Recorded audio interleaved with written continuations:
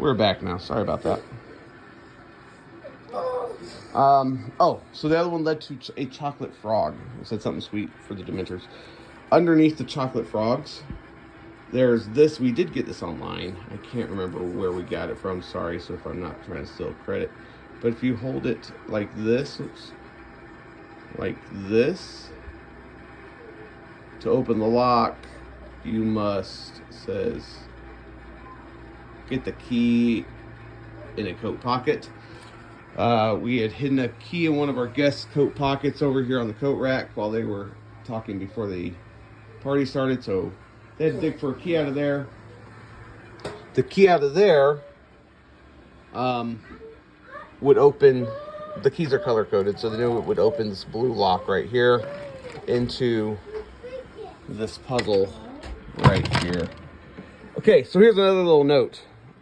We don't have everything locking, so we would wrap chains around things like this and say it's locked. You can't open it until you get the key. Same thing with all the boxes, that stuff. Once that's opened, this is the actual potion puzzle out of the first Harry Potter book with Professor Snape. Okay, so this is probably one of the hardest ones. You can find it online. It's a logic puzzle. It's fairly hard. People spend 10 minutes on this at least. So once you got that, I had a little reveal up in that corner. There's a key. It's in a matchbox. I'd flash a light on it so people would notice it, and they'd open it up and get the key to the potion cabinet, Professor Snape's potion cabinet. Now, Professor Snape's potion cabinet comes with several different things. This one is a puzzle we added here just recently. It says Neville Longbottom lost what opens the way. So the lady guards the portrait, stern as day, but the walls are round, though made of stone. Hear every secret, every whisper known. Ask them softly, ask them true. Find the phrase that will let him through. I thought it was supposed to be, but it's him in. Okay, so on our walls we have portraits of wizards that have gone to Hogwarts. Every portrait had a phrase. It was actually hidden behind the portrait. And in every portrait, there's a phrase, like here's Helga's. There it says, I made pumpkin pasties, they smell good. So help yourselves before Gregory Goyle does. The thing is that every phrase that the portraits say has a highlighted word.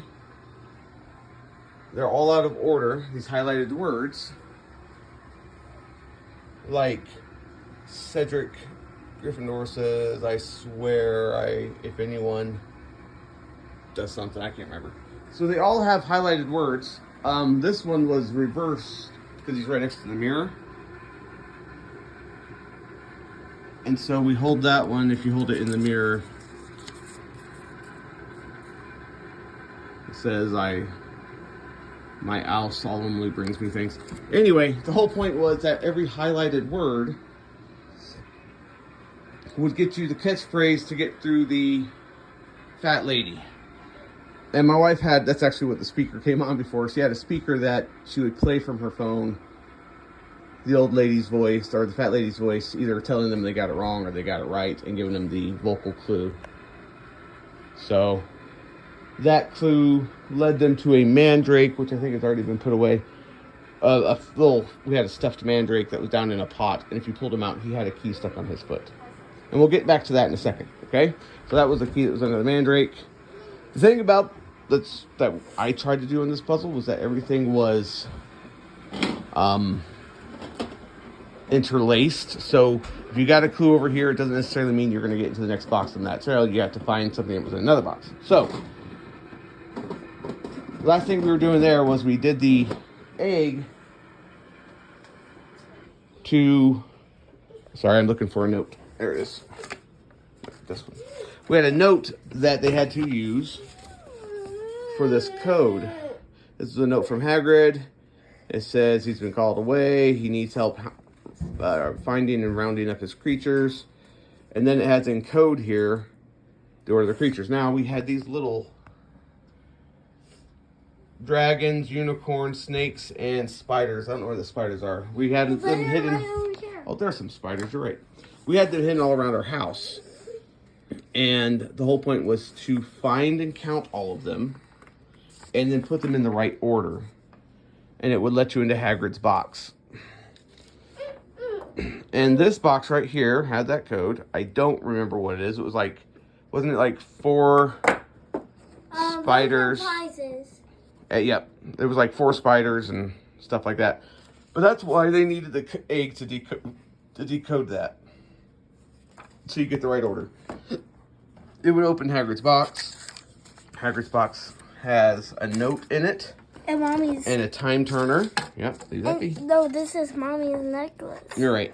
As well as some of these Witch and Wizard cards, which are great. The note says, now that time has stopped. This is with the time turner. So it says, now that time has stopped. Move 3 hours back. Leap 5.5 hours forward. Increase 9 hours more. Ouch. Still a miss. Ouch. So, nudge the necklace 45 minutes more. At last the spell's been broken. What basically you do is you're going to find a clock that was around here that was stopped. That clock, you started at the time it was stopped at, which I think was 6:30. And then you moved forward, or backward 3 hours, then forward 5 hours, and forward 9 hours more. And it ended up giving you a code to Hermione's box.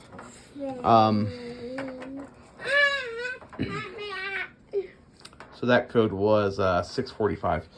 So anyway, 646. Anyway, so that opened up Hermione's box. All these boxes had other little things in them, just like other little nifty things. Hermione's box had some other study materials. It had this thing, which I'll show you in a second. Expectocera, which is open lock or something like that. I can't remember. It had a different one in it. Anyway, and it had this note from Ron. And it had more of these wizard cards. Can you see all those wizard cards, Bridger or Lincoln? Give me all those wizard cards. All right. It says, help. All my famous Witch and Wizard cards are a mess. They all got jumbled up. They only like it when they're in the correct order. Let's see if I can remember who they like to be with. It says Dumbledore likes to be with the witch on his right. Salazar has a redhead next to him. Helga has witch neighbors. Godric can't stand Salazar and wants to be as far away from him as he can be. I know, hold on. So what that ends up doing, is all these wizards. Hey, Amelia, can you take these and move these down? Like, go put them on the coffee table, those boxes. Go put them on the coffee table, please. So that I can... Your nose? All right. Oh, no, that's horrible. So, they would be lined up in a certain order. We got Godric and Severin Snape person. He's way down there. Not Snape, but I think it's Helga. And it's like this. I think that's the right order. Leave them there, guys. Show them. So that's the right order. Once you get them in the right order, you flip them over. Yep, I'm pretty sure it was the right order.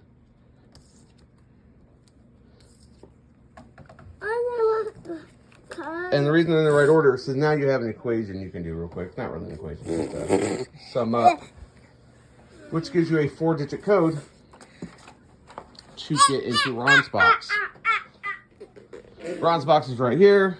Again, what I just do is I'd wrap a string around this or a chain and lock it like that so they knew they had to open it up to get into it. But Ron's box had some more papers. It actually had Snape's, or whatever the rat's name, Pettigrew guy, Scabbers.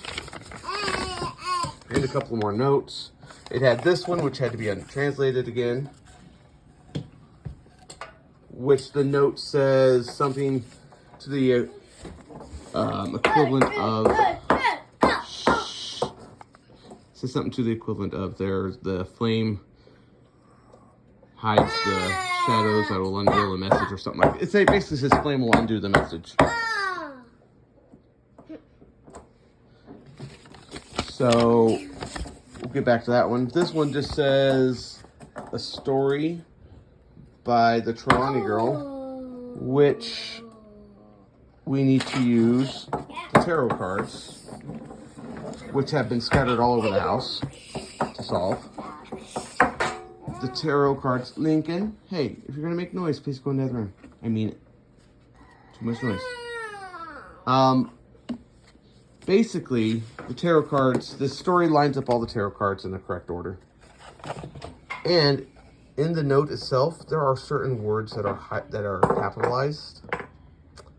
Those words, if you look on them, would have a Roman numeral for the words that reflect those those tarot cards, like the Emperor. So the Emperor is 4.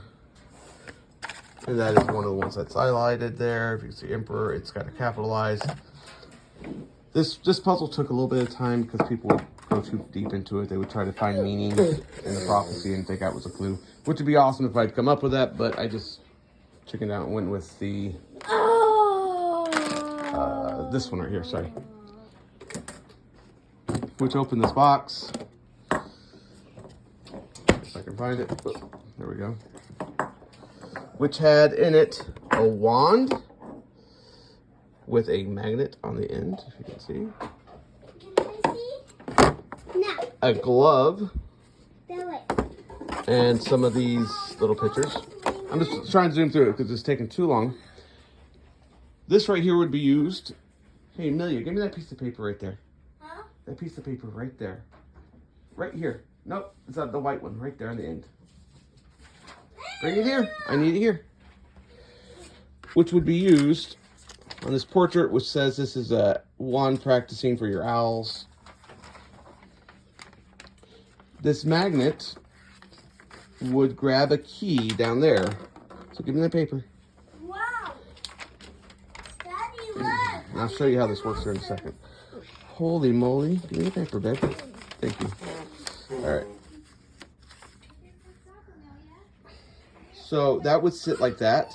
And it's very important you provide this paper because later on, when they would find a black light, it would show the pattern to go to get the key out. So this escape room had a lot of things they had to place together from different places. The glove, where did the glove go, guys? Oh, you got it over there. Okay. The glove, my wife, is amazing. And she made, you want to show how? A monster box. This is that monster box from the movies.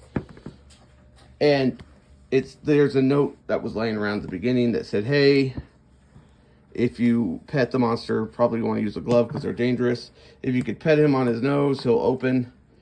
And there is a magic latch in there that when it opens, hold on, back away, so I can show people. That latch right there, when it's magnetized, pulls that back, lets it open. Dad, there's no So you had to, key there. I know. It says there will be So a key anyway, there. that opened up and got more of these red cards. And this little book, which is a Death Eater journal. So those are good. Again, this is where it gets to be jumping back and forth everywhere. There's no key in there. I wanted to show you this box real quick. How it works. It says there will be a key there. I'm going to pause you. This is the unpause the back of the board. I just want to show you how it looks. You see what I did. It's just with popsicle sticks. It's at an angle so that the key should always fall back to the bottom. Because it'll fall past the popsicle sticks. But as it's being dragged along, it'll be dragged along through the cardboard. As soon as it's a popsicle stick, you're going to lose that key. It's going to fall back down.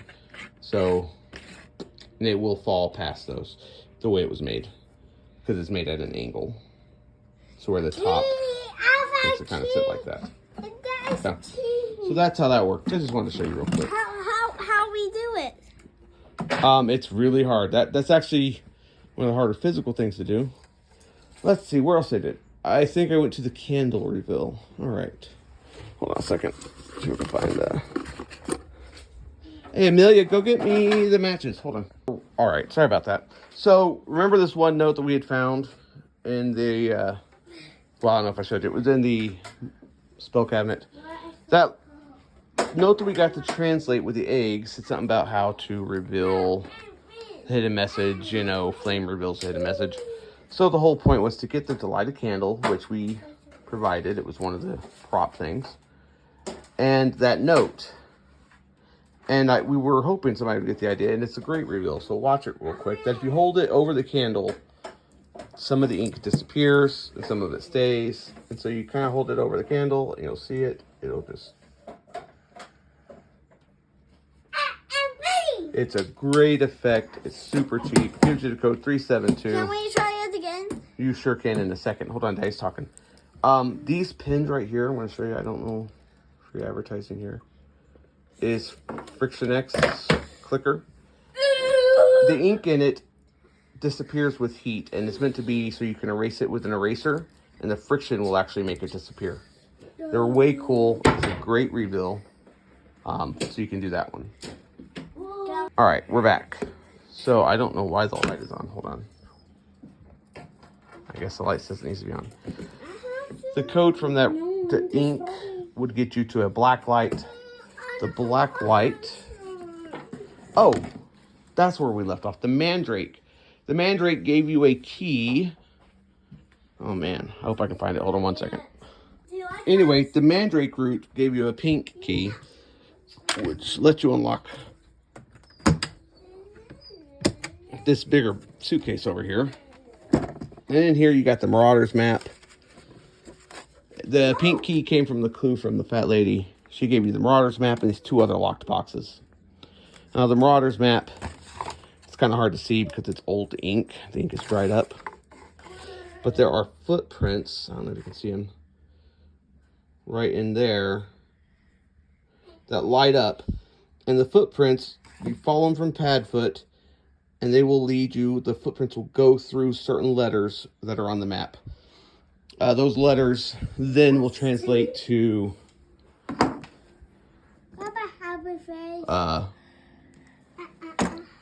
some word codes for here. Would open this one up to find it's one of the coolest things my wife made, a Death Eater mask. Now that Death Eater mask helps you read these red pages from the Death Eater journal. If you look through there, it gives you the actual thing. These spell out another code, which is called Death.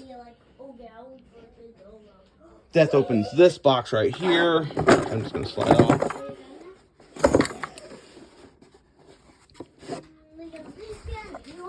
That opens to my cryptics. Okay? That opens up my cryptics. Now, how do you get the code for the cryptics? We're almost done here, guys.